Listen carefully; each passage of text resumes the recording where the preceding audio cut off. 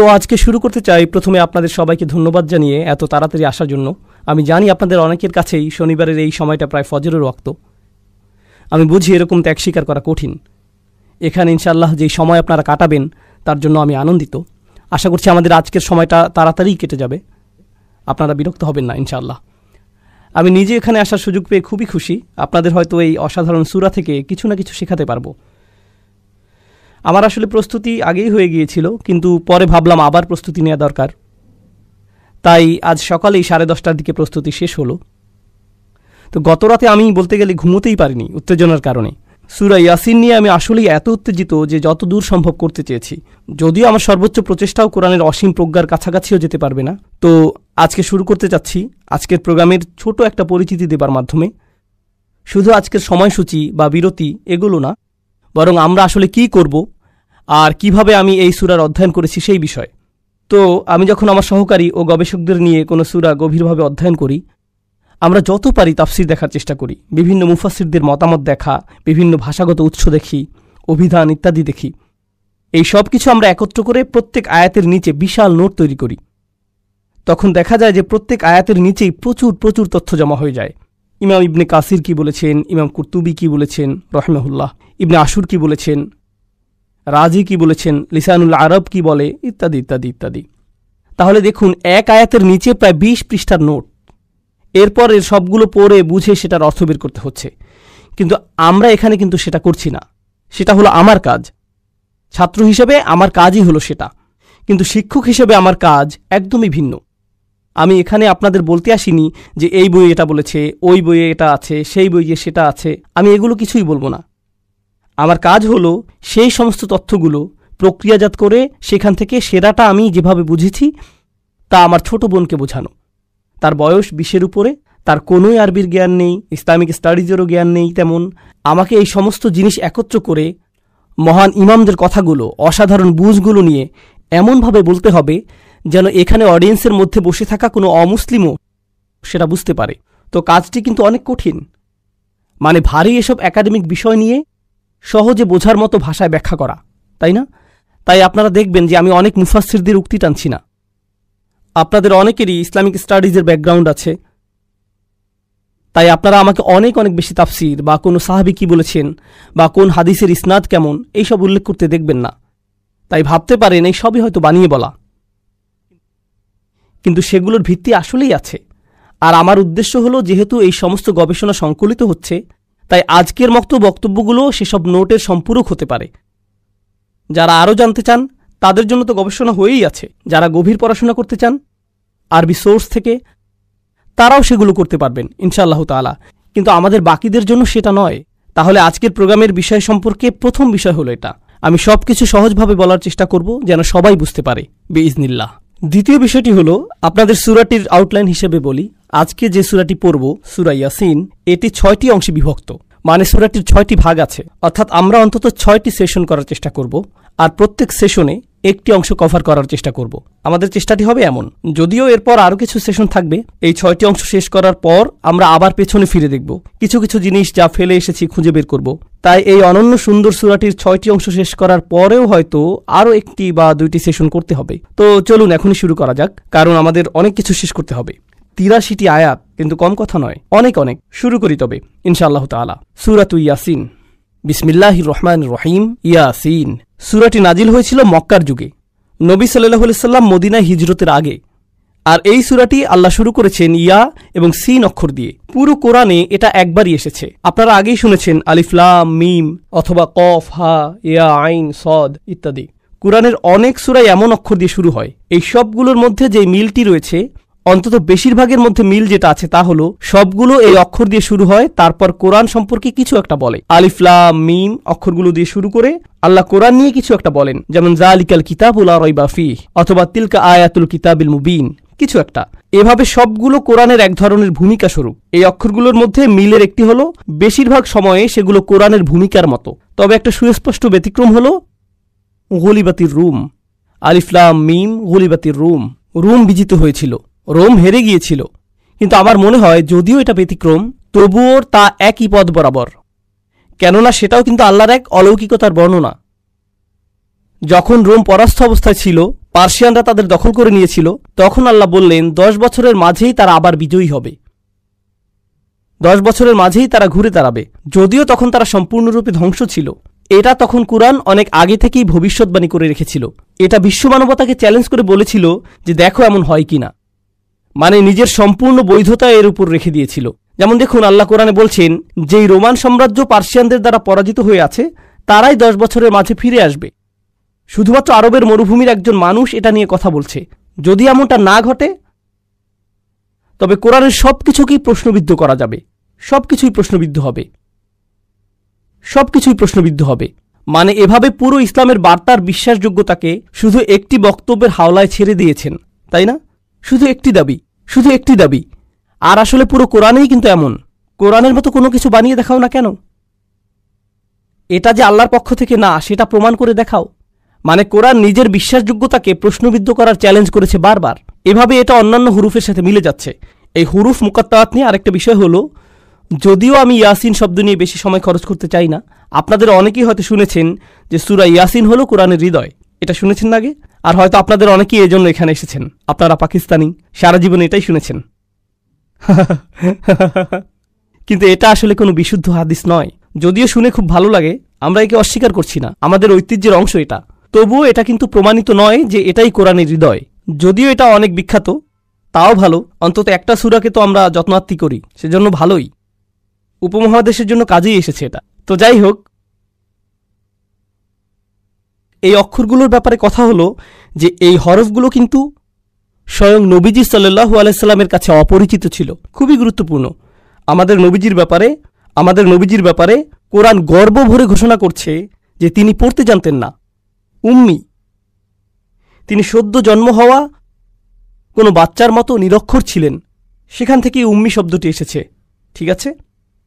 আর তাই যিনি পড়তে জানেন না, ওয়ালা তাখুত্তুহু বিয়ামিনিক ওমা কুনতু তাতলু মিন ক্বাবলিহি মিন কিতাবিন ওমা তাখুত্তুহু বিয়ামিনিক, তুমি তো নিজের হাতে এটা লেখনি, এমনকি তুমি তো এর পূর্বে এমন কিছু কখনোই পড়নি, তুমি নিজের হাতে এটা লেখনি। এখন যে মানুষ পড়তে লিখতে জানে না, যে অক্ষর সম্পর্কে কিছুই জানে না, আপনি যদি শুধুই একটা ভাষায় কথা বলতে জানেন আর কেউ এসে বলল ডাব্লিউ এর মানে কি, এর মানে কিছুই হবে না আপনার কাছে। তাই তিনি যে বলছেন ইয়াসিন, যেটার আরবিতে নিজস্ব কোনো অর্থ নেই, শুধুমাত্র যে লিখতে আর পড়তে জানে সেই জানে যে এটা ইয়া অক্ষর আর সিন অক্ষর।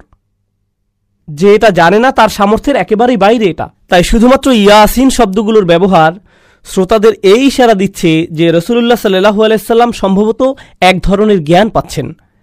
কারণ শুধুমাত্র জ্ঞান অর্জনের সময়ই আপনি অক্ষর সম্পর্কে জানতে পারেন। তাহলে প্রশ্ন ওঠে, কে তাকে এই জ্ঞান দিচ্ছে? কারণ যদি বলেন যে তাকে কেউ শেখাচ্ছে, তিনি এই অক্ষরগুলো শিখছেন, তখন প্রশ্ন আসবেই যে শেখাচ্ছেটা কে তাহলে? তাই প্রত্যেকবার এই অক্ষরগুলো আসলেই প্রশ্ন ওঠে, কে তাকে এসব শেখালো, কে শেখালো এটা? আর প্রত্যেকবারই আল্লাহ কি করেন? অন্তত একটা ব্যতিক্রম বাদে তিনি কি করেন? কে শেখালো তার উত্তর দিয়ে দেন।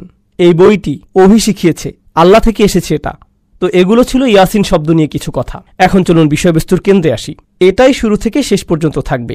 এই আয়াতেই আমরা বারবার ফিরে আসব। ওয়াল কুরআনিল হাকিম, আল্লাহ ওয়াদা করছেন, আল্লাহ বলছেন আমি ওয়াদা করছি, ওয়া অক্ষরটি এভাবেই অনুবাদ করছি, আমি কোরআন হাকিম দ্বারা ওয়াদা করছি। প্রজ্ঞাময় অনুবাদ করছি না, এখানে অনুবাদ করছি যে আমি কোরআন হাকিমের ওয়াদা করছি।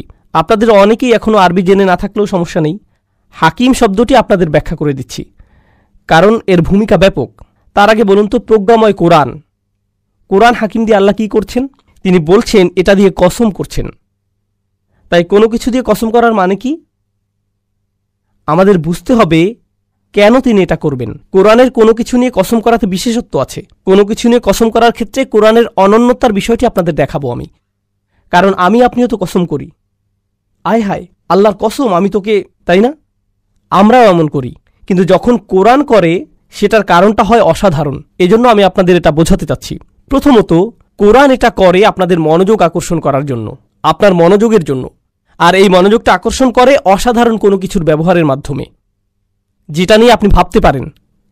আরও আছে, কোরআন যখন কিছু নিয়ে আপনার মনোযোগ আকর্ষণ করে তখন সেটাই পরে যা বলা হবে সেটার পক্ষে প্রমাণ হয়ে দাঁড়ায়। এখন এটা শুনতে কঠিন মনে হচ্ছে, তবে সহজ করে বুঝিয়ে দিচ্ছি।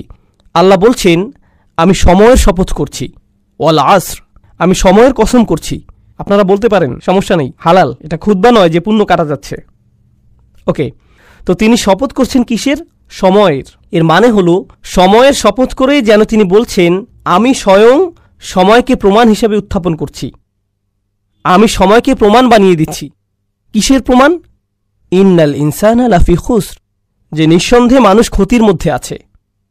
মানুষ যে ক্ষতির মধ্যে আছে তার সবচাইতে বড় প্রমাণই হলো সময়। দেখলেন? তাহলে পরবর্তী যেই বক্তব্য আসছে সেটাই শপথ হিসেবে প্রমাণ হলো। তাই যখন আল্লাহ বলেন ওয়াল কুরআনিল হাকিম, তখন কোরআনকে প্রমাণ হিসেবে আনা হচ্ছে। একে প্রমাণ হিসেবে আনা হচ্ছে। যেভাবে সময়কে প্রমাণ হিসেবে আনা হয়েছিল, তেমনি কোরআনকেও কোনো কিছুর প্রমাণ হিসেবে আনা হচ্ছে।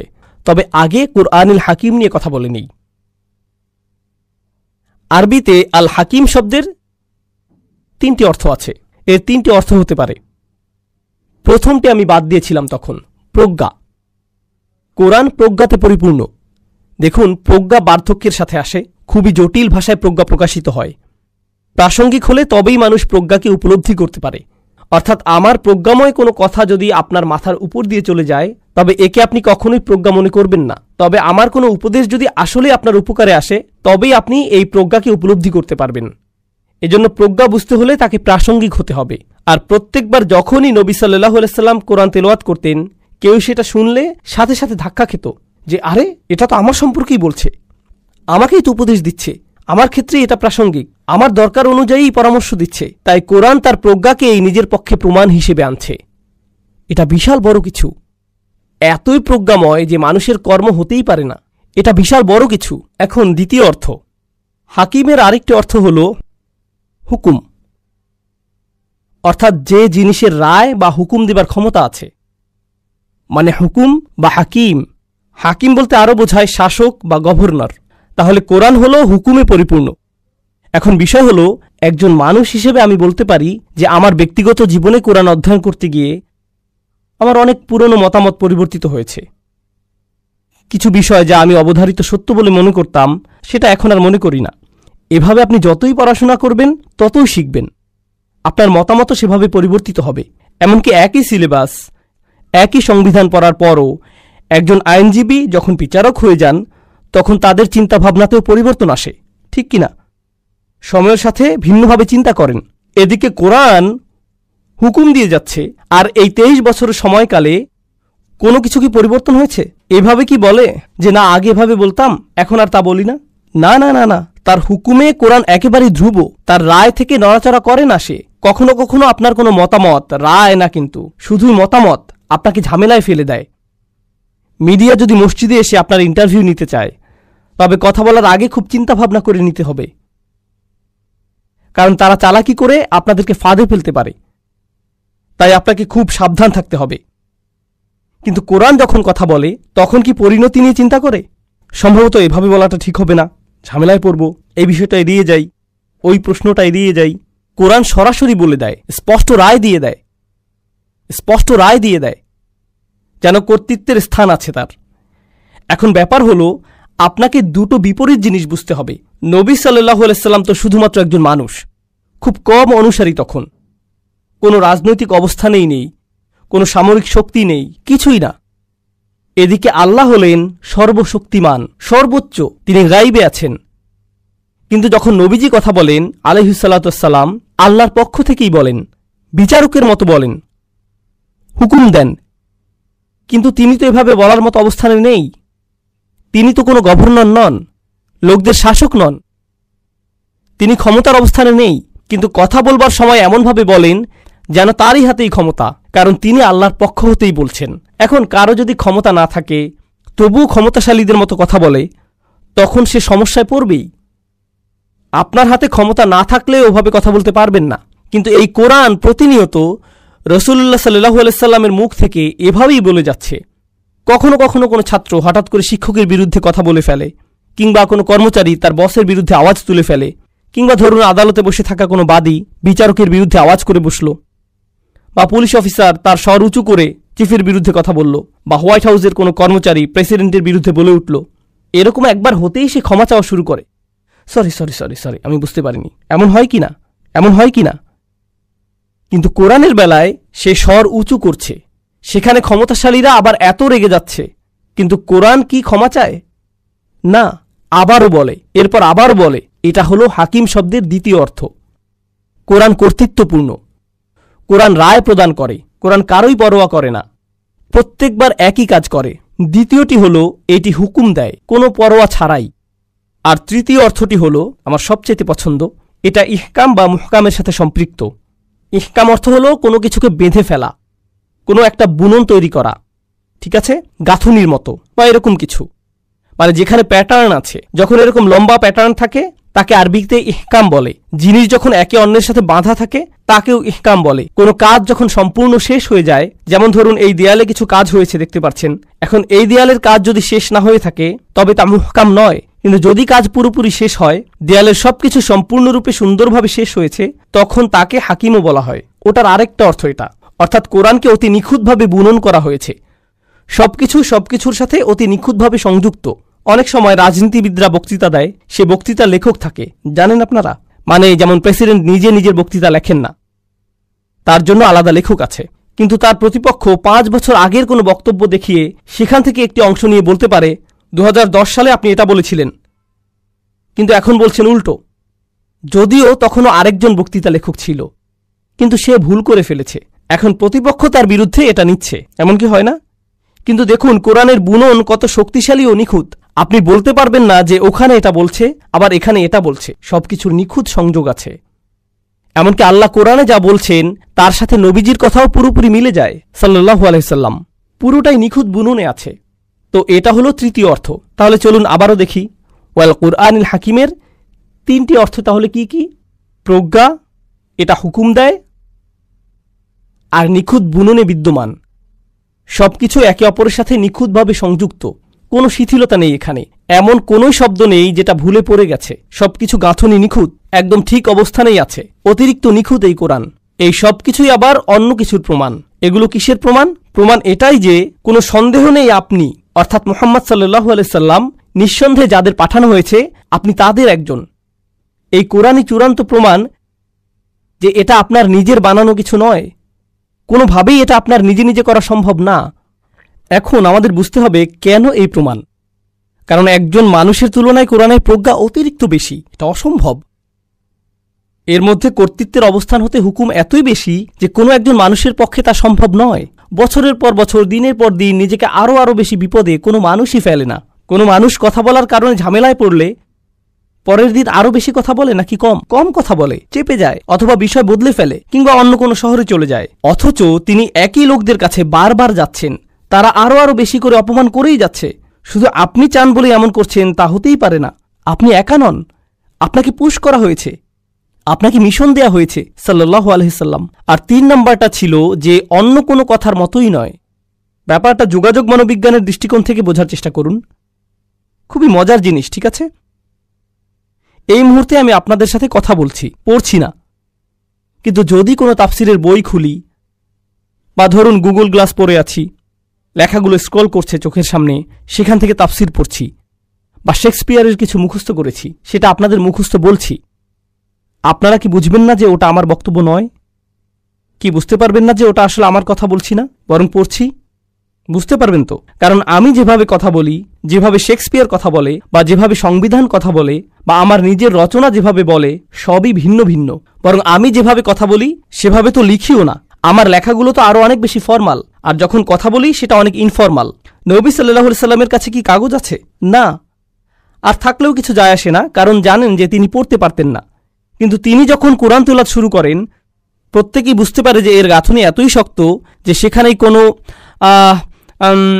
আচ্ছা আবার রিপিট করি এমন কিছুই নেই। মানুষের কথার তুলনায় কোরআন অতিরিক্ত নিখুঁত। তিনি বলছেন না, অন্য কেউ এটার রচয়িতা।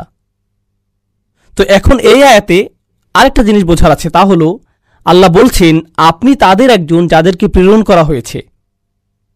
কিন্তু এখানে তো প্রশ্ন চলে আসে, সেই প্রশ্নটি হলো কে প্রেরণ করেছে? আল্লাহ তো বলেননি ইন্নাকা লামিনাল মুরসালিনা মিনাল্লাহ, তিনি তো মিনাল্লাহ যোগ করেননি। তিনি তো বলেননি যে আপনি আল্লাহর পক্ষ হতে প্রেরিতদের একজন। আল্লাহকে এখানে উল্লেখ করা হয়নি, শুধুই উল্লেখিত হয়েছে যে এটা হচ্ছে কোরআন, অবিশ্বাস্য এক তেলাওয়াত, এটা হিকমতে পরিপূর্ণ, হুকুম দেওয়ার ক্ষেত্রেও প্রচণ্ড সাহসী, প্রচণ্ড শক্ত গাঁথনি এর। এটা তার পক্ষ থেকে হতেই পারে না, কেউ না কেউ তাকে প্রেরণ করেছে। আমরা এখনো জানি না তিনি কে, বুঝতে পারছেন? তাহলে রহস্য তৈরি করা হয়েছে, তবে উত্তর দেয়া হয়নি এখনো। আর সামনে আগানোর আগে আরেকটা জিনিস বলতে চাই, ইন্নাকা লামিনাল মুরসালিন নিয়ে আরো 3টা জিনিস। আল্লাহ কার সাথে কথা বলছেন? তিনি বলছেন নিঃসন্দেহে তুমি প্রেরিতদের একজন। তাহলে কার সাথে কথা বলছেন? তিনি নবীজির সাথে কথা বলছেন।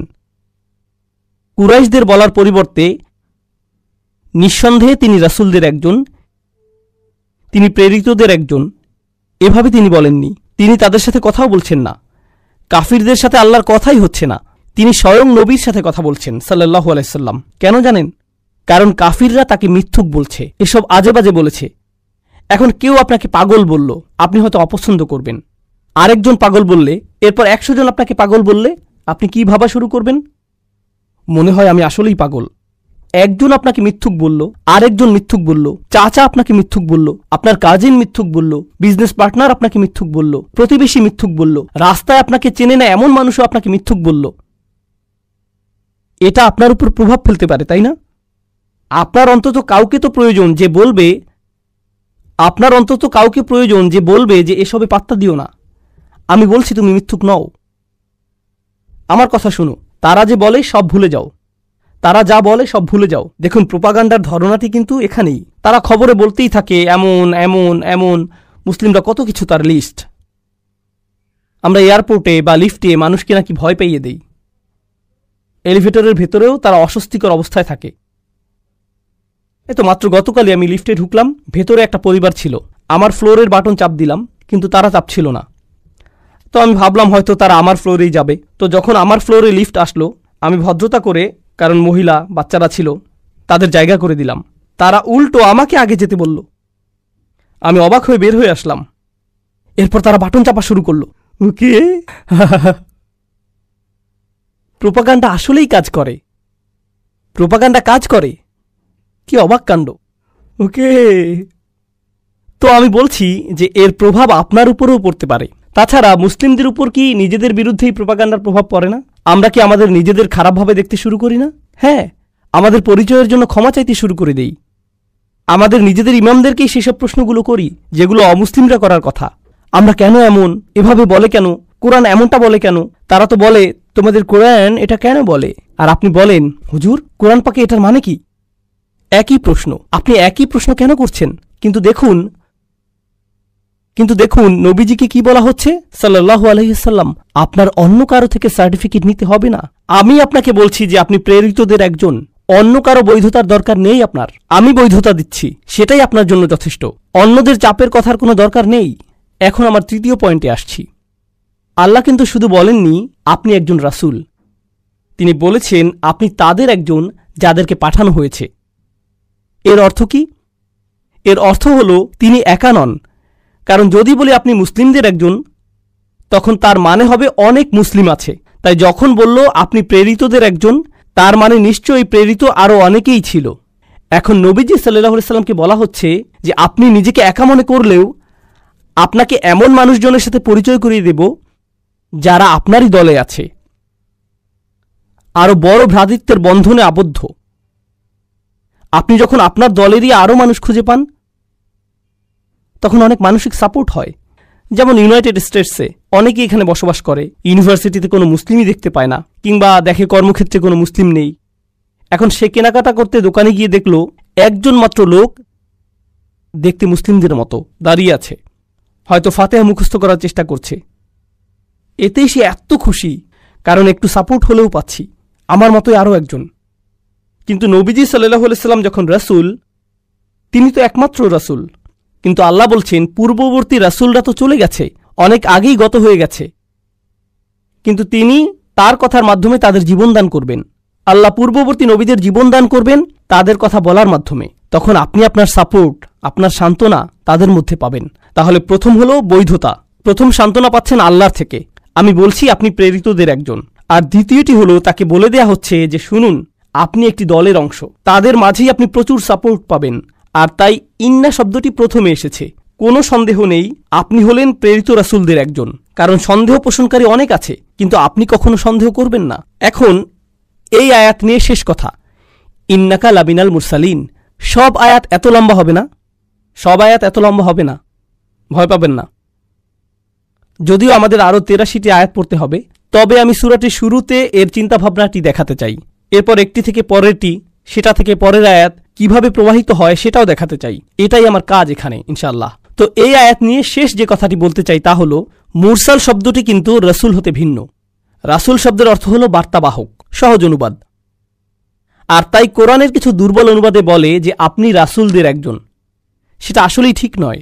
আরবিতে মুরসাল হলো ইসমে মাফউল, যার মানে যাকে প্রেরণ করা হয়েছে, কাউকে পাঠানো হয়েছে। এখন বার্তাবাহক আর পাঠানো হয় এমন একজন, এই দুইটার মাঝে কিন্তু তফাত আছে। আমি যদি বার্তাবাহক হই তবে বার্তা নিজের পক্ষ থেকেই দিতে পারি, হতেই পারে নিজের বার্তার বার্তাবাহক আমি হতে পারি। কিন্তু যদি আমি প্রেরণকৃত হই তাহলে এর অর্থ দাঁড়ায় আমার বার্তাটি অন্য কারো কাছ থেকে এসেছে, অন্য কারো কাছ থেকে এসেছে, আমার পক্ষ থেকে নয়। আমাকে এটার দায়িত্ব দেয়া হয়েছে। এখন তাই নবীজি সাল্লাল্লাহু আলাইহি সাল্লামকে বলা হচ্ছে যে নিঃসন্দেহে আপনি সেই দলের মানুষদের একজন যাদের একটি দায়িত্ব দেয়া হয়েছে, আপনাকে একটি মিশনে পাঠানো হয়েছে। আপনি এটা পছন্দ করেন বলে বা চান বলে বা অন্য কোনো এজেন্ডা আছে বলে তেলাওয়াত করছেন না, বরং আপনার প্রাথমিক উদ্দেশ্য হল আল্লাহর বান্দা হওয়া আর তার আদেশ পালন করা। তিনি এই কিতাব শুরু করেছেন ইকরা বিসমি রাব্বিক, আপনার রবের নামে পড়ুন, কর্তৃত্বের পদে থেকে। তাই আপনি কথা বলা মানেই আল্লাহর কর্তৃত্বের অধীনে থাকা। এই ব্যাপারটা পরে খুবই জরুরি হবে যখন আমরা পরের আয়াতে যাব। তাই নবীজি সাল্লাল্লাহু আলাইহি সাল্লামের এই দায়িত্বের ব্যাপারটি তখনই বলবো। এখানে শুধু তাকে সান্ত্বনাই দেয়া হচ্ছে না, বরং তিনি মিশনে আছেন সেটাও মনে করিয়ে দেয়া হচ্ছে। কোনো কাজে আপনার দায়িত্ব কঠিন হলে দুটো জিনিস লাগে, আপনাকে সাহায্য করার, সমর্থন দেবার জন্য কাউকে লাগে। সে বলবে যে আমরা পারবো, এটা করতে পারবই, আমি আছি তোমার সাথে, কোনো সমস্যা নেই। যে শুনুন, আপনার হাতে আর মাত্র 4 ঘন্টা সময় আছে, দ্রুত কাজ শেষ করুন। এই আয়াতে সেটাও করা হয়েছে। তার মানে আপনার দায়িত্ব সম্পন্ন করার দুইটা দিকই এখানে করা হয়েছে। একদিকে সাহায্য, সান্ত্বনা, বৈধতা, আবার অন্যদিকে মনে করিয়ে দেয়া যে শুনুন, এই কাজ করতে হবে। আমি জানি কাজটি কঠিন, কিন্তু এটা আমরা করতে পারবই। এই বিষয়ে এটা ছাড়া কোনো বিকল্পই নেই। আল্লাহ বলেন আলা সিরাতিম মুস্তাকিম, সরল পথের উপর, তাই না? এখানে দেখুন সিরাতিম মুস্তাকিম কথাটি কিন্তু আপনি আগেও অনেকবার শুনেছেন, কিন্তু এটি এখানে কি করছে? প্রথমত আপনাদের বোঝাতে চাচ্ছি যে সরল পথের ওপরে, আলা সিরাত মুস্তাকিম, আমি ওপরে শব্দটি এখানে পছন্দ করি না, বরং প্রতিশ্রুতিবদ্ধ পছন্দ করি। এখানে আলা শব্দটি লুজুম, যার মানে হলো আপনি সরল পথে প্রতিশ্রুতিবদ্ধ। কিন্তু প্রথম যেই প্রশ্নটির উত্তর দিতে চাচ্ছি, কে এই সরল পথে প্রতিশ্রুতিবদ্ধ? কে এই সরল পথে প্রতিশ্রুতিবদ্ধ? আমি কোরআনের শপথ করছি, পরিপূর্ণ প্রজ্ঞাময়, কত সুন্দর গাঁথুনি এতে, কত শক্ত এর বিধান। কোনো সন্দেহ নেই আপনি তাদের অন্তর্ভুক্ত যারা আসলেই প্রেরিত হয়েছে সরল পথের ওপর। তাহলে সরল পথে কে? নবীজি নিজে। কিন্তু শুধু নবীই নন, শুধুমাত্র নবীজি সাল্লাল্লাহু আলাইহি সাল্লামই নন, যাদেরকে পাঠানো হয়েছে তারাও সরল পথে ছিলেন, আর আপনিও। উভয়ের ক্ষেত্রেই প্রযোজ্য এটা। এখন আলা সিরাতে মুস্তাকিম উভয়ের জন্যই প্রযোজ্য। এটা গুরুত্বপূর্ণ কেন? একটি রাস্তা কল্পনা করুন, আপনি সেই রাস্তার উপরে আছেন, শুধুমাত্র আপনিই আছেন সেই রাস্তায়, আর বাকি সবাই আপনাকে রাস্তা থেকে ধাক্কা মেরে সরিয়ে দিতে চাচ্ছে। তা আপনি এগিয়েই যাচ্ছেন, তারা চিৎকার করছে, এই রাস্তা থেকে নেমে যাও, কেন এখানে তুমি, ইত্যাদি ইত্যাদি। ভুল পথে যাচ্ছ তুমি, শুধু আপনিই সেই পথে যাচ্ছেন। এদিকে আল্লাহ আপনাকে সাহস দিচ্ছেন এগিয়ে যেতে। তিনি আপনাকে বললেন, দেখো, এই পথের পথিক হিসেবে তুমিই একমাত্র ব্যক্তি নও, এর আগেও আমি অন্যদের চালিয়েছি এই পথে। বুঝতে পারছেন? তাহলে এখন তো আপনি তাদের আরও বেশি খুঁজবেন, কারণ এই পথে অন্যরাও তো হেঁটেছে। এই পথের বাধাগুলো তারাও পেয়েছে আপনার পূর্বে, তাদের আপনি উদাহরণ হিসেবে নেবেন, আর আপনাকে আরো ভালোভাবে রাস্তা চেনাতে সাহায্য করবে, এই যাত্রা সহজ করে তুলবে তারা। এছাড়াও আপনারা বাস্তব জীবনেও এমন করেন কিন্তু। যেমন ধরুন ড্রাইভিং করে যাচ্ছেন, এখন খবর পেলেন সামনে ট্রাফিক জ্যাম বা অনেক পুলিশ রাস্তায়। আপনাদের কারো কারো গাড়িতে রাডারের মতো কি একটা আছে না? এটার ব্যাটারি ধরুন শেষ হয়ে গিয়েছে, তাই বন্ধুকে ফোন দিলেন, ইয়ো, আমি জর্জ বুশ রোডে আছি, বা কি জানি আপনাদের অন্য একটা টোল রোডে আছি, স্যাম হিউস্টন না কি জানো, তো আমি এই রোডে আছি, অনেক পুলিশ এখানে, তো আমি কি জোরে চালিয়ে যাব? না না না না ভাই, আমি গত সপ্তাহে ওখানে গিয়েছিলাম, আমাকে ফাইন দিয়েছিল। আচ্ছা আচ্ছা, আমি হালাল লিমিটের ভিতরে থাকবো, তাই না? তো আপনি এমন কাউকে খোঁজেন যে এই রাস্তা দিয়ে আগে গিয়েছে, পথ চেনাতে সে আপনাকে সাহায্য করে। তো সাহায্যের একটি উৎস। আরেকটি জিনিস হলো, নবীজি সাল্লাল্লাহু আলাইহি সাল্লাম আল্লাহর কালামের মাধ্যমে খুবই শক্তভাবে আপোষহীন রায় দিয়ে যাচ্ছেন। আল্লাহ তো কর্তৃত্বের সাথে বলেন, তিনি কোনো দাসের মতো কথা বলেন না, মনিবের মতো কথা বলেন। তাই তিনি ক্ষমতা কর্তৃত্বের সাথে বলেন, কিন্তু মানুষজনের কাছে সেটা আপত্তিকর থাকে, কারণ তারা তো আল্লাহকে বলতে শুনছে না। তারা কার স্বর শুনছে? রাসূল সাল্লাল্লাহু আলাইহি সাল্লাম। তুমি এভাবে কথা বলার কে? তারা রেগে যাচ্ছে। কিন্তু নবীজি কি থেমে গেছেন? না, প্রতিদিনই তাকে একই পথে আরও এগোতে হচ্ছে না? এখন আমাকে বলুন তো, এই পথে আপনি এগোতে থাকলে যৌক্তিকভাবেই কি আপনি ঝামেলায় পড়বেন না? আরও বেশি বেশি করে ঝামেলায় পড়তেই থাকবেন। পথ পাল্টানোর জন্য দিনকে দিন আপনার উপর চাপ প্রয়োগ বাড়তেই থাকবে। যত বেশি অগ্রগতি করবেন ততই বাধা পাবেন, আরও বেশি বাধা। আরও সম্ভাবনা আছে যে আপনি দেখুন একটু চাপ তো সহ্য করতে পারবেন, কিন্তু কালকে আপনাকে আরও চাপ সহ্য করতে হবে, পরদিন আরও বেশি, পরে আরও বেশি, আরও বেশি, আরও বেশি। অবস্থা খারাপের চাইতে খারাপ হতেই থাকবে, সহজ হবে না, আরও কঠিন হবে। একজন সাধারণ মানুষ আর কতই বা চাপ সহ্য করতে পারে? এক সময় কি হয়? ভেঙে পড়ে, পথ পাল্টে ফেলে। কিন্তু রাসূলুল্লাহ সাল্লাল্লাহু আলাইহি সাল্লাম, তার কঠোরতা, তার প্রতিশ্রুতি, এই সব কিছু এখানে দেখা যাচ্ছে। আর অন্যান্য নবীদের প্রতিশ্রুতিগুলো স্পষ্ট দেখানো হচ্ছে, কারণ তারা সবাই সরল পথের ওপরে, কখনোই বিচ্যুত হননি, কখনোই হননি। মানুষ তাদেরকে আক্রমণ করেছে, মানুষ তাদের নিয়ে হাসি ঠাট্টা করেছে, মানুষ তাদেরকে হুমকি ধামকি দিয়েছে, তাদেরকে নির্বাসিত করার, হত্যা বা অত্যাচার করার হুমকি নিয়ে এসেছে। এরপরেও তারা দমে যাননি। তাদের পরিবার এসেছিল তাদের কাছে, মুরব্বীরা এসেছিল, রাজনৈতিক নেতারা এসেছিল, সবাই এসেছিল, তবুও পথচ্যুত হননি, প্রতিশ্রুতিবদ্ধ ছিলেন। কঠোরতার এই ধারণাটাই জরুরি। এছাড়াও দেখুন, তিনি যে আসলে একজন রাসূল, এটাই কিন্তু তার একটা প্রমাণ। নইলে এত কষ্ট কেন শুধু শুধু সহ্য করবেন? আমরা কিন্তু এখনো সেই ধারণাতেই আছি যে এই কোরআনকে বহন করা সম্ভব শুধুমাত্র তখনই যখন আপনাকে প্রেরণ করা হয়, কারণ অতিরিক্ত চাপ, যেমন একজন মুফাসসির বলেছেন, ইলতিজামুহু দালিলুন আলা নবুয়তি ওয়াসিরাতিহি দালিলুন কামা আন্নাল কোরআন। এটা এখানে গুরুত্বপূর্ণ। কোরআনের নিখুঁত হবার কারণে, আমি যেটা বলেছিলাম, 3 ধরনের নিখুঁততা আছে কোরআনে, সেগুলোই প্রমাণ। এখন এই উদ্দেশ্যের প্রতি নবীর প্রতিশ্রুতি নিজেও আর একটা প্রমাণ। এই সবই প্রমাণ করে দিচ্ছে। কিন্তু এরপর এই আয়াত নিয়ে শেষ আরেকটা জিনিস আপনাদেরকে বলছি, আলা সিরাতিম মুস্তাকিম। এখানে কিন্তু বলা হচ্ছে না সরল পথের উপরে প্রতিশ্রুতিবদ্ধ, এখানে বলছে একটি সরল পথের উপর প্রতিশ্রুতিবদ্ধ, সিরাতিম মুস্তাকিম। ফানাক্কার লফস, তিনি এটাকে নাকিরা করে দিলেন, সার্বজনীন করলেন। সাধারণভাবে সরল পথ আর একটি সরল পথ, এই দুইয়ের মাঝে পার্থক্য আছে। কারণ ফাতিহাতে আমরা কিন্তু বলি না যে আমাদেরকে একটি সরল পথে পরিচালিত করুন, আমরা বলি সরল পথে পরিচালিত করুন, ইহদিনাস সিরাতাল মুস্তাকিম। সেখানে একটি আল আছে, কিন্তু এখানে নেই।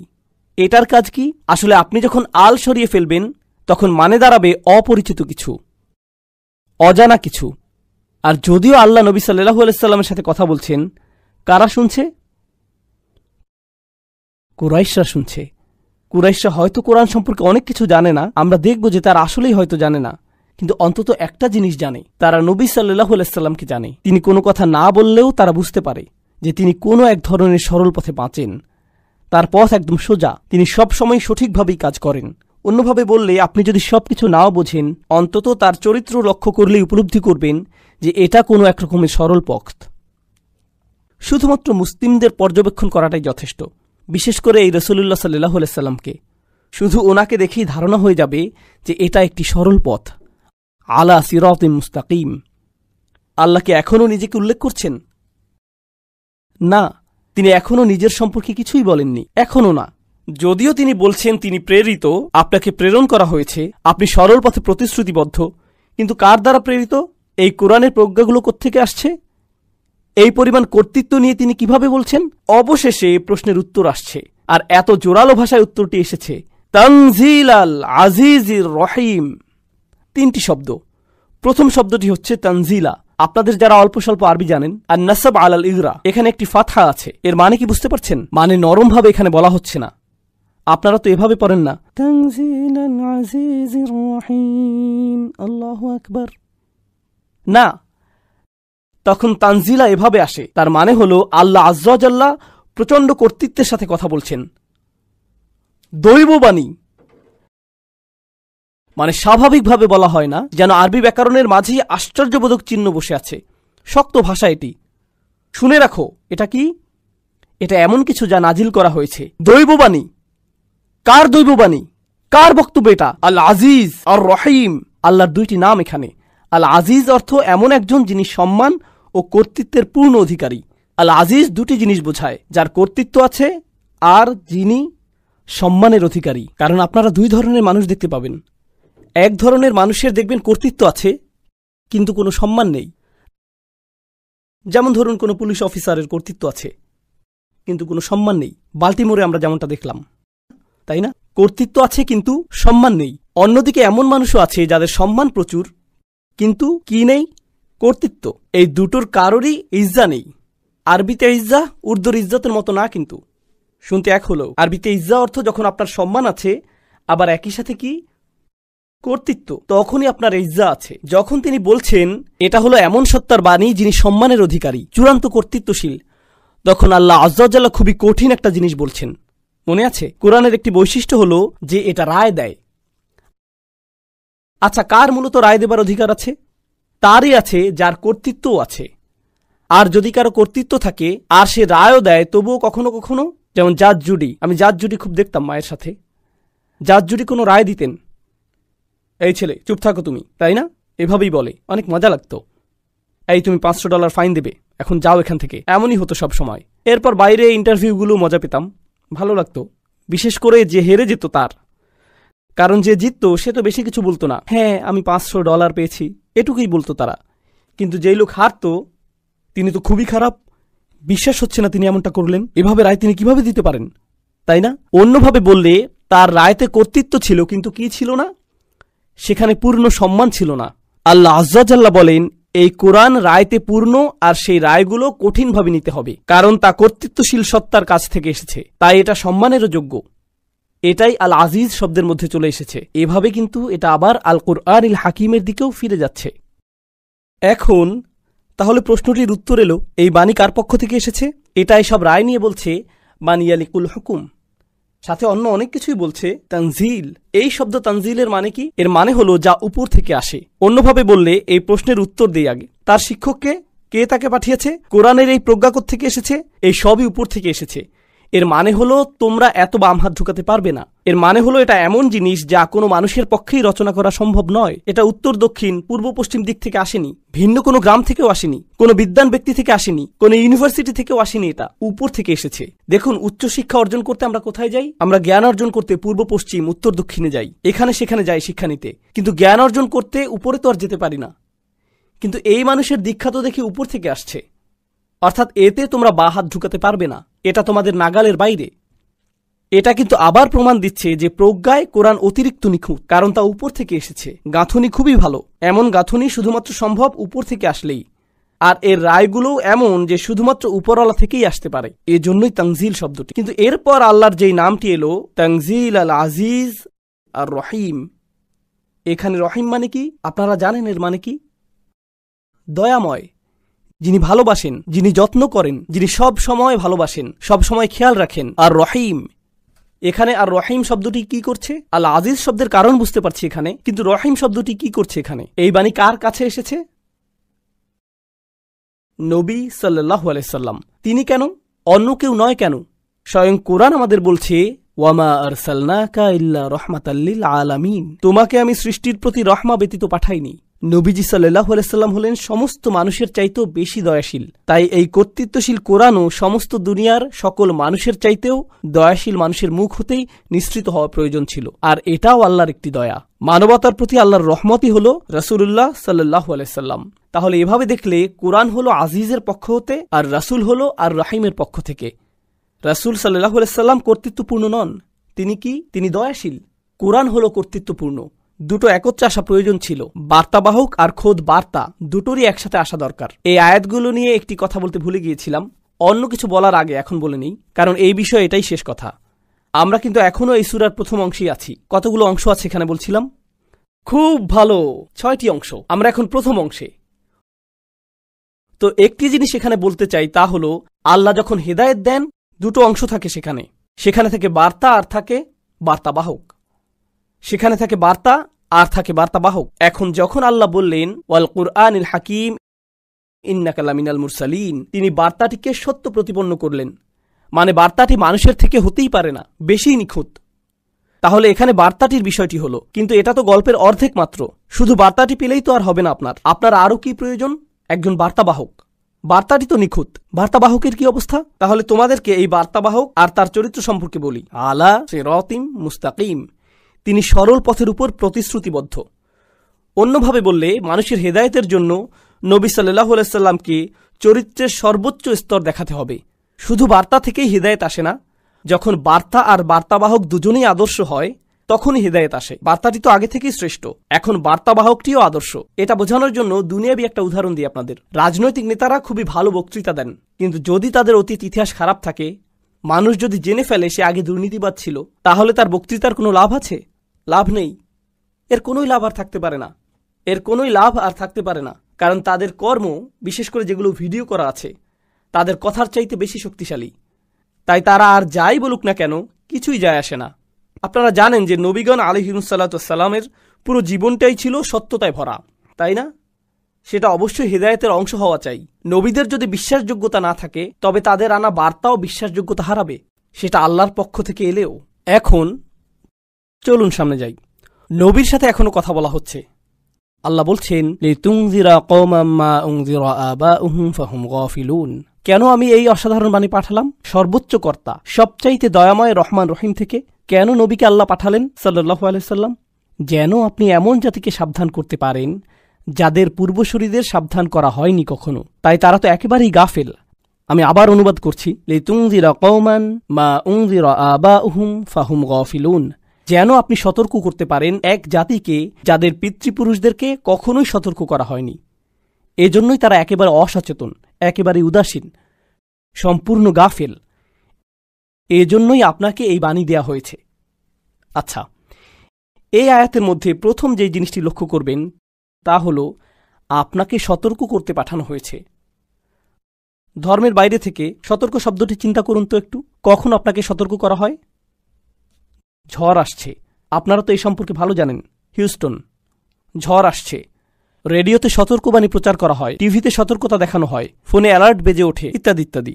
ঠিক, সতর্কতা তো অবশ্যই নির্ভরযোগ্য আর কর্তৃত্ব সম্পন্ন উৎস থেকে আসতে হবে, ঠিক কিনা? এমন উৎস থেকে আসতে হবে যেই উৎসের কর্তৃত্ব আছে, আপনি সম্মান করতে পারবেন। এটা প্রকাশ করার কি কোনো শব্দ আছে? যা আমরা আগেই বলেছিলাম, আজিজ। আপনাকে যদি সতর্ক করতে পাঠানোই হয়, তবে অবশ্যই এমন কেউ পাঠাবেন যিনি বৈধভাবে আসলেই এই সতর্কবার্তা পাঠাতে পারেন। তিনি হলেন আল আজিজ। বুঝতে পারছেন? মানে এই শব্দের সাথে সংযুক্ত বিষয়টা এভাবেই প্রবাহিত হচ্ছে। এখন দ্বিতীয় যে জিনিসটা দেখা যাচ্ছে, আমরা সবাই এই হলে আছি, ধরুন এখানে কোনো ইন্টারনেট কানেকশন নেই, কোনো ফোনেই নেটওয়ার্ক নেই, ইত্যাদি। অর্থাৎ আপনি ওই যে ওখানে ওই লোকটার মতো ফেসবুক চালাতে পারবেন না, এসব কিছুই আপনি করতে পারছেন না, ঠিক আছে? এখন বাহিরে যদি কিছু ঘটে, বাহিরে যদি এমন কিছু ঘটে, বিশাল বড় কোনো ঘটনা যদি বাইরে ঘটে, আপনারা কি জানতে পারবেন? আপনারা জানবেনই না। বাহির থেকে সতর্কতা না আসলে তো আপনাদের সতর্ক করা সম্ভব না। বুঝতে পারছেন? ধরুন আপনি বিল্ডিং এর বেসমেন্টে আছেন, টেক্সাসে কোনো বেসমেন্ট নেই, আপনি আপনার গেমিং রুমে বসে আছেন। তো আপনি সারাক্ষণ গেম খেলছেন, জানেনই না বাইরে কি হচ্ছে না হচ্ছে। তাহলে বাহির থেকে কেউ এসে সতর্ক না করলে আপনি কিছুই জানতে পারবেন না। নবী সাল্লাল্লাহু আলাইহি সাল্লাম তো তাদের সাথেই চলেন, ঠিক কিনা? তাদের সাথেই থাকেন, আর এখন মানুষদেরকে তিনি সতর্ক করবেন। কিন্তু সংজ্ঞা অনুযায়ী সতর্ক কোত্থেকে আসতে হবে? বাহির থেকে। তাই তারা প্রশ্ন করবে, এই সতর্কবার্তা কোত্থেকে এলো? হ্যাঁ, সতর্কবাণী উপর থেকে এসেছে, সেটা তো প্রতিষ্ঠিত হয়েই গেছে। কোথায়? তানজিল আল আজিজির রহিম। এজন্যই তো এই সতর্কবাণী, নইলে তো সতর্ক করতে পারবেন না। আপনি যদি একই বাসায় থাকেন, একই লিভিং রুমেই থাকেন, তাহলে সতর্ক করে তো লাভ নেই। হ্যাঁ, তুমি কোত্থেকে জানলে এই খবর? তোমার কাছে তো ফোনও নেই। এখন দ্বিতীয় জিনিস হলো, বরং তৃতীয় জিনিসটি হলো, কাউকে কেন সতর্ক করবেন? এই যে ওই রোডে যাবেন না, বাসায় থাকুন, এই ওটা করো না।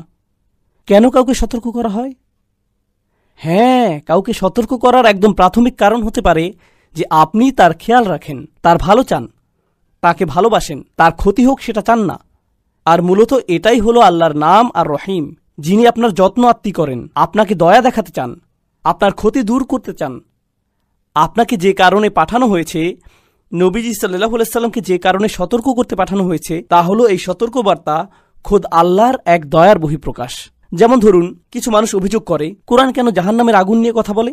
আমি বলি, আমরা সম্ভবত এটা পরিষ্কারভাবে চিন্তা করছি না। কেউ যদি আপনাকে ঝড় বা বন্যার ব্যাপারে সতর্ক করে দেয়, আপনি কি বলেন? তুমি কেন বন্যার কথা বলছো? বন্যা তো অনেক খারাপ, আমার মন খুবই খারাপ হয়ে গেল, আমার সাথে আর কথা বলবে না।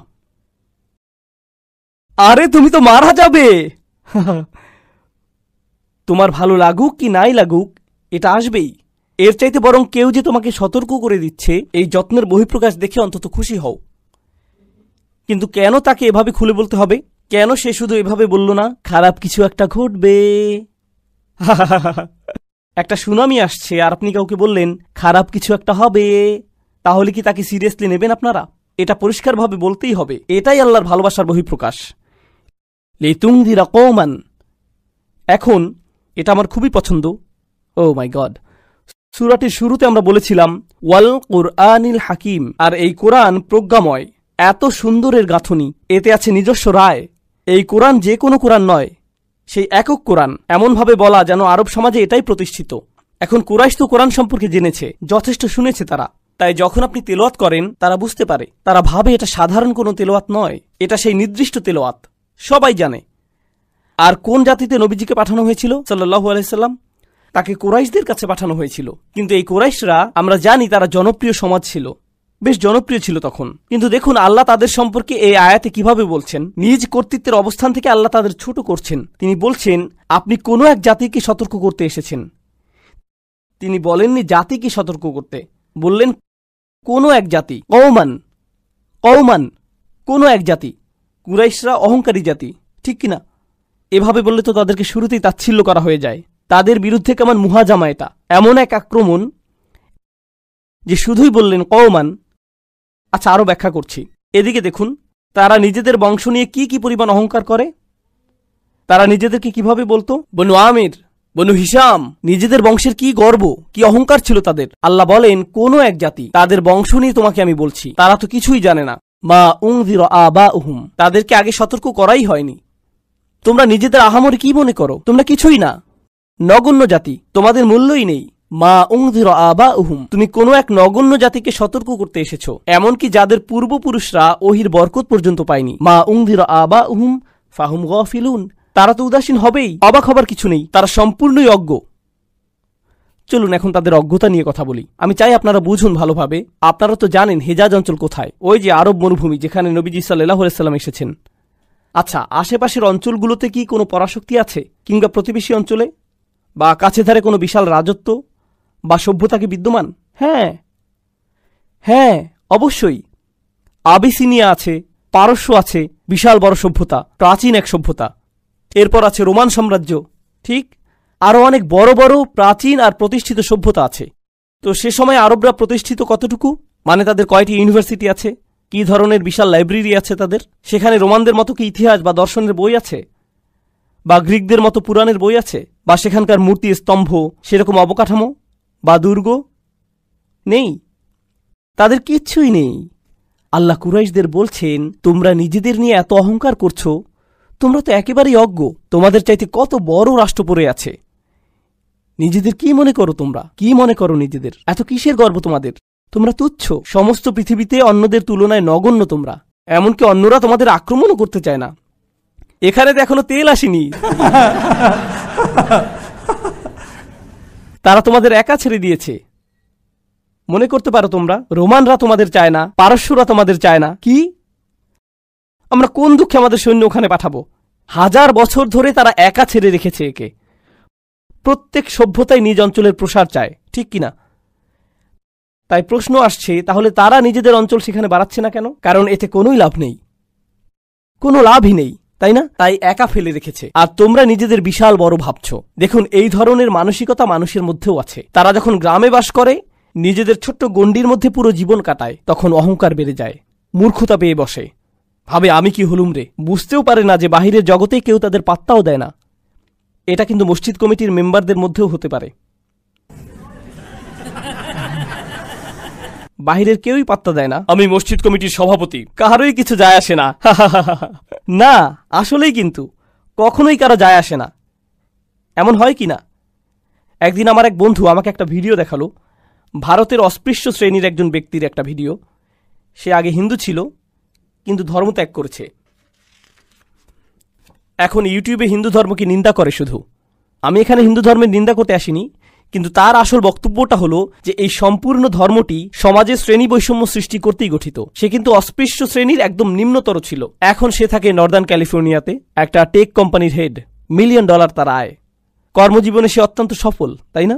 অথচ সে বলছে, আমি যখন আমার গ্রামে যাই, এখনো যখন বাসে উঠে বসি, তারা আমার পাশে কেউ বসে না। গ্রামের সবার আয় যোগ করলেও আমার চাইতে কম, অথচ তারা আমার পাশে বসে না। গ্রামের সকলের শিক্ষা যোগ করলেও আমার শিক্ষার চাইতে কম, কারণ তাদের সেই ছোট্ট দুনিয়ায় তারাই সবচাইতে উচ্চ, তাদের সেই নগণ্য তুচ্ছ দুনিয়া। এটাই হলো কুরাইশ, মিছিমিছি ক্ষমতার মোহে বিভ্রান্ত। এটা কিন্তু হতে পারে কোনো শাশুড়ির বেলাতেও, এমন হতে পারে স্বামীর বেলাতেও, আসলেই হতে পারে, বাবা মার ক্ষেত্রে হতে পারে, বড় ভাই বোনের ক্ষেত্রে হতে পারে। এমন মানসিকতা যে কারো মাঝেই চলে আসতে পারে। তার হাতে যদি একটুখানি ক্ষমতা থাকে আর সেই ক্ষমতা তার জন্য মাদক হয়ে যায়, তখন সে নিজেকে মনে করে সবচাইতে বড়, কেউ তাকে ধরতে পারবে না। এই কারণেই আল্লাহ কুরাইশদের বাস্তবতাটি চোখে আঙুল দিয়ে দেখিয়ে দিচ্ছেন। বংশ নিয়ে গৌরব করো, তাদের তো কোনো খবরই নেই। ফাহুম গাফিলুন। এরপর এটুকুও যেন যথেষ্ট না, পুরো দুনিয়া এগিয়ে গিয়েছে আর আপনি সেখানেই পড়ে আছেন, আপনার খবরই নেই। বিশ্ব যেখানে সামনে চলে গিয়েছে, আপনি পেছনেই পড়ে আছেন। তার উপর নিজের মূর্খতা সম্পর্কেও অজ্ঞ আপনি। তোমরা কিছুই জানো না, তোমাদের কোনো জ্ঞানই নেই। অশিক্ষিত মূর্খের দল। উচ্চশিক্ষার এই নিয়ামত স্বয়ং আল্লাহর পক্ষ থেকে আসছে তোমাদের কাছে, অথচ তোমরা উদাসীন। আচ্ছা দেখুন, যখন কোনো সমাজে লম্বা সময় ধরে শিক্ষা দীক্ষা থাকে না, তখন তারা শিক্ষাকেই মূল্যহীন ভাবতে শুরু করে। ঠিক, শিক্ষাকে আর গুরুত্ব দেয় না তারা, বরং শিক্ষাকে তারা ভয় পাওয়া শুরু করে। কারণ তারা জানে জ্ঞান অর্জন করলে আপনি বদলে যাবেন, তাই তারা সব কিছু মূর্খ রাখতেই পছন্দ করে। দেখুন, আমি এসব ব্যাপার তুলে ধরতে চাই কারণ এগুলো শুধু কুরাইশদের সমস্যা নয়, মুসলিমরাই। অন্যদের ব্যাপারে কথা বলার কোনো ইচ্ছা নেই আমার, আমাদের নিজেদের নিয়ে ভাবতে হবে। মুসলিম বিশ্বের একাংশ, মুসলিম বিশ্বের বিশাল একটা অংশ, এমনকি আমরা বহু বিষয় নিয়ে একেবারেই অশিক্ষিত। আর আমরা এমন থাকতেই পছন্দ করি, কারণ নতুন জিনিস শেখা, বদলাতে চাওয়া তো কষ্টকর, আরামের কাজ নয়। তাহলে তারা আর কিসের ব্যাপারে গাফেল? এই যে আল্লাহ তাদেরকে সমস্ত মানুষের চাইতে বেশি দয়াময় মানবকে তাদের কাছে পাঠিয়েছেন, ইতিহাসের সবচাইতে বড় কালাম এসেছে তাদের ভাষাতেই, কুরাইশদের কাস্টমাইজড পদ্ধতিতে, যে এখন কুরআন সম্পর্কে জানতে হলে আমাদের কুরাইশ সম্পর্কে জানতে হয়। কিতাবটি যদিও পুরো বিশ্ব মানবতার প্রতি নাজিল হয়েছে, তবুও তা ভালোভাবে বুঝতে হলে আমাদের যাদের কাছে এসেছিল তাদেরকে বুঝতে হবে। আল্লাহ তাদেরকে মুসলিমদের শিক্ষার জন্য সবচাইতে গুরুত্বপূর্ণ ঐতিহাসিক দল বানিয়ে দিলেন, সকল মহাদেশে, সকল ভাষায়, সকল সভ্যতায়, একদম বিচার দিবস পর্যন্ত। অথচ তারা যে রাহমাতুল্লিল আলামিনের সঙ্গে বসে আছে, এটা নিয়ে তাদের কোনো উপলব্ধিই নেই। তারা জানেই না কি অস্বীকার করে বসছে। যা পেয়েছে সেটার প্রতি কোনো রকম বুঝ বা কদর নেই। তাদের যদি একটু হলেও ধারণা থাকত, অল্প করে হলেও যদি ভবিষ্যৎ দেখতে পেত, বেশি না, মাত্র 100 বছর ভবিষ্যৎ যদি দেখতে পেত, কিংবা 200 বছরের ভবিষ্যৎ, তারা যদি জানত দুনিয়ার জন্য কোরআন কি করছে, কোরআন পৃথিবীতে কি করছে, পৃথিবীতে ইসলাম কি করছে, আন্দোলুসিয়াতে কি করেছে, দামেস্কে কি করেছে, ইরাকে কি করেছে, ভারতে কি করেছে, দুনিয়ার প্রতি অবদান কি, এই লোকগুলোর কোনো ধারণাই নেই। তারা শুধুই বসে বসে বলছে, আহ, আমাদের কিছুই যায় আসে না। তারা যে কতটা মূর্খ সেটা সম্পর্কে বলে এটা শেষ করতে চাই। আপনাদের তাদের মূর্খতার স্তর সম্পর্কে উদাহরণ দেব। কখনো কখনো আপনি জানেনই না যে কার সাথে কথা বলছেন, এমনটা তো হয়, তাই না? অথবা বোকার মতো কাজ করে ফেললেন, পরে উপলব্ধি হয় যে সেই লোক ভিআইপি কেউ ছিল। কোনো এক মজলিসে এই ঘটনা ঘটেছিল। আমাদের একজন শায়েখ বললেন তার স্ত্রীও একজন শিক্ষিকা, তিনি ছাত্রদের ইসলামিক স্টাডিজ পড়ান, বেশ জনপ্রিয়, নাম বলবো না আমি। তো তিনি হজে গেছেন, দলের একজন তার সাথে কথা বলছে, তিনি এই লোককে চেনেনি না। হঠাৎ সে বলা শুরু করল, অমুক মহিলা আছে না, শিক্ষকতা করে, সে তো ইসরায়েলি গোয়েন্দা। সেই লোক শায়েখ বলেই যাচ্ছে যে কিভাবে ইহুদিরা এই মহিলাকে ফান্ডিং করে মুসলিমদের নষ্ট করতে। এই লোক মহিলার স্বামীকে বলছে এসব। প্রায়ই দেখা যায় যে আপনি কারোর সাথে কথা বলছেন অথচ জানেনই না যে আপনি কার সাথে কথা বলছেন। এমন কি হয় না? অবশ্যই। যখন তারা কোরআনের বাণীকে অস্বীকার, ঠাট্টা বা প্রত্যাখ্যান করে, তখন তারা কি শুধু নবীকে অস্বীকার করছে সাল্লাল্লাহু আলাইহি সাল্লাম? বরং এটা তো সর্বোচ্চ কর্তৃপক্ষের বিরুদ্ধে চূড়ান্ত অপরাধ। আল আজিজ, এটা যেন দেখুন, কারো কর্তৃত্ব যত বেশি থাকে তাকে দেখে তত বেশি সাবধান থাকে মানুষ। রাস্তায় পুলিশ দেখলে আপনাদের তাকুয়া অনেক বেড়ে যায়, তাই না? সোজা হয়ে বসে যান, মানুষের মতো বসেন। তখন আদালতের ভেতর আপনারা তো নিশ্চয়ই বেকাতারা হয়ে বসেন না, ভদ্রলোকের মতো বসেন, কারণ বিচারক বা বিচারক মণ্ডলী হয়তো আপনাকে দেখছে। এভাবে সোজা হয়ে বসেন, কারণ কাউকে সম্মান দেখানোর মতো পরিস্থিতিতে আপনি পড়েছেন, তাই না? সম্মানিত ও কর্তৃত্বশীল কারো সামনে বসার জন্য এক ধরনের প্রোটোকল আছে। তারা আল আজিজের কথার উপস্থিতিতে পড়েছে, অথচ কোনো প্রোটোকল নেই তাদের মধ্যে। কার সাথে টক্কর লাগছে তা নিয়ে একেবারেই অজ্ঞ, তার শাস্তি দেবার ক্ষমতার প্রতি চূড়ান্ত উদাসীন। এর পরিণতি কি হতে পারে? এটাই হচ্ছে ফাহুম গাফিলুন। লাকাদ হাক্কাল কওলু আলা আকসারিহিম ফাহুম লা ইউমিনুন। সত্য একেবারেই প্রকাশিত হয়ে গেছে। এর অর্থ হলো সত্য একদম পরিষ্কার হয়েছে। বার্তাটি যে সত্য তা বেশিরভাগ মানুষের কাছেই স্পষ্ট, তবুও তারা বিশ্বাস করে না। ফাহুম লা ইউমিনুন, যে তারা তবুও বিশ্বাস করবে না। আল্লাহ এখানে একেবারে অবাক হবার মতো কিছু বলছেন। তিনি বলছেন তাদের বেশিরভাগই ইতোমধ্যেই জানে যে আপনি যেই বার্তা দিচ্ছেন সেটি পুরোপুরি কি সত্য, কিন্তু তবুও তারা ঈমান আনবে না। এর আগের আয়াতে তাদের অবচেতনার লম্বা ইতিহাসের কথা বলা হয়েছে, আর এই আয়াতে আছে তারা পুরোপুরি সচেতন, তারা এটা জানে, তবুও বিশ্বাস করবে না। তাহলে প্রশ্ন ওঠে, যদি তারা বিশ্বাস নাই করবে তবে লাভ কি এসবের? কেন বলা হচ্ছে যাও তাদেরকে সতর্ক করো, আর তারা বিশ্বাস করবে না? আচ্ছা, একদম উপর থেকে শুরু করি। সত্য তাদের কাছে একেবারে স্পষ্ট কিভাবে হলো? এক অনস্বীকার্য সংমিশ্রণের কারণে। আল্লাহর নিখুঁত কালাম ও নবীজির নিখুঁত চরিত্র সাল্লাল্লাহু আলাইহি সাল্লাম, এভাবেই হিদায়াত ঘটে। ঠিক বার্তা আর বার্তাবাহক, সর্বশ্রেষ্ঠ বার্তাবাহক আর সর্বশ্রেষ্ঠ বার্তা একত্রে মিলিত হয়েছে। তাই এমনকি কাফির